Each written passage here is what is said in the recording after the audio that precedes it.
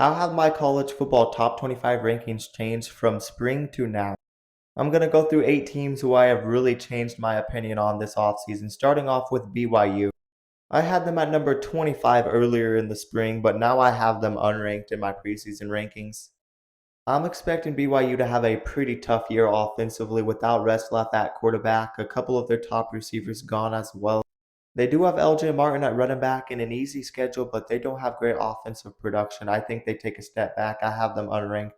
Another team that I have changed my opinion on a bit is Illinois, going from number 12 to now number 21. I still think this team is a sneaky playoff contender, but I think there's just too much hype based off of how they ended last season. They also lost their top two wide receivers and a very good back in Josh McCray.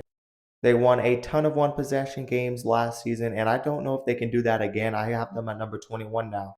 I have South Carolina going from number 10 to number 18.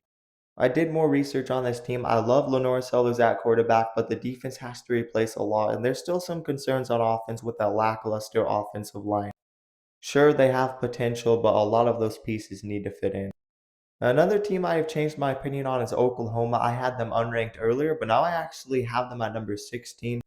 I love how this team is trending this offseason. They had a very good offseason picking up Mateer and Jaden Ott at running back. We'll see how the allegations go with Mateer, but I am expecting him to still play. This should be one of the better defenses in the country. They return a lot, and I think they're going to be a lot better next season with Mateer at quarterback. I also have USC going from unranked to number 15. I think people are sleeping on Lincoln Riley. He has had some very good seasons before, and that defense is trending in the right direction. They return some good pieces, and year two for D'Anton should be a big year. And I also love the offense with one of the best 1-2s at wide receiver in Mekhi Lemon and Jacoby Lane. Lincoln Riley is doing an excellent job in recruiting. They lost a ton of one possession games last season. They weren't much different from Illinois, to be honest. And I think they're going to turn some things around next season and win a lot of those one score games. I have Iowa State going from number 16 to number 25. I'm still pretty high on this team. I think they opened the season with a win against Kansas State. But they do lose a couple of their top receivers and some guys on defense, and there are other teams in the Big 12 rising.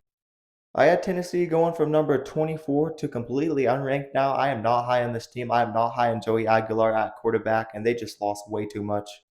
And the last team is SMU. I had them going from number 21 to unranked. I think this team is overrated. They had a very easy schedule last season. They should have a good offense, but I have questions with the defense. They have to replace a ton of production. They also had to replace a lot of running backs, and I don't know how they're going to replace all of that talent. And I don't see this team having a good season again and going to the playoffs.